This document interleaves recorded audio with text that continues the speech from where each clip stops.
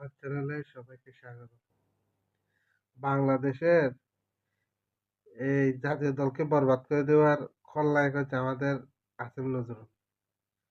সমস্যা কোথায় জানেন? সমস্যা হচ্ছে অযোগ্য অযোগ্য লোককে যখন যোগ্য পদে দেয়, এই অবস্থাই হয়। আসিফ নজরুল দুই তিন মাস আগে কথা একটা বলছিল না, হয়তো আমাদের জাতীয় খেলা ফুটবল, কয় টিকিট কেমনে তারা শো করে রাখছে, টিকিট জাতীয় খেলা না।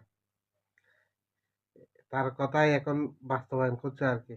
তাই যখন বলছিল আসিফ নজরুল, এই এখন বাস্তবায়ন করছে আর কি। মানে টিকিটকে ধ্বংসের মুখে ঠেলে দিয়ে তিনি এখন বলতেছে মানে বাংলাদেশে বলে জাতীয় খেলা ফুটবল। এই অবস্থা। এরা এরকমই।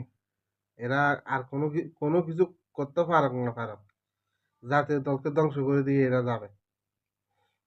আজকে 4টায় আলোচনা বসবে ক্রিকেটারদের সাথে।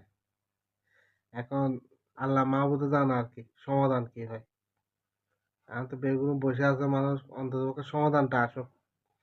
আমরাও চাই সমাধানটা আসুক।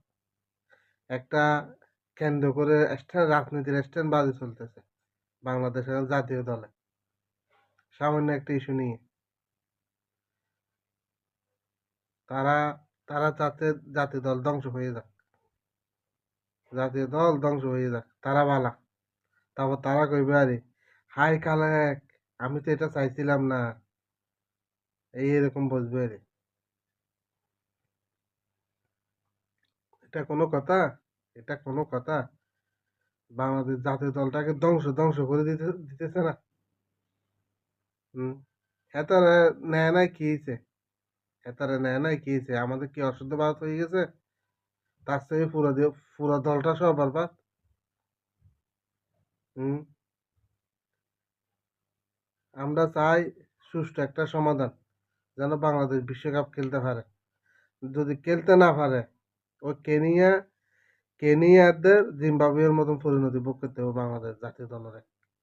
আজকে বলে গেলাম তো, দেখবেন ও কেনিয়ার জিম্বাবুয়ের পরিণতি ভোগ করতে হবে। আপনাদের মনে নাই এই কেনিয়া 2002 সালে সেমিফাইনাল খেলছে ভারতের বিরুদ্ধে? আজকে অস্তিত্ব আছে? আজকে অস্তিত্ব আছে? কি জন্য অস্তিত্ব নেই? রাজনীতি ঢুকে গেছে যে এই বাংলাদেশের জাতীয় দলটাকে এখন এই অবস্থা দাঁড়াইয়াছে। কাদের কিনারে দাঁড় করিয়ে দিছে এরা? এরা কাদের কিনারে দাঁড় করিয়ে দিছে?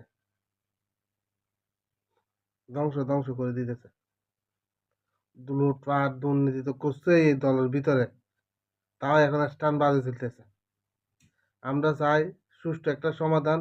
বাংলাদেশ জাতীয় দল কেউ বিশ্বকাপ খেলুক, আমরা এটাই চাই।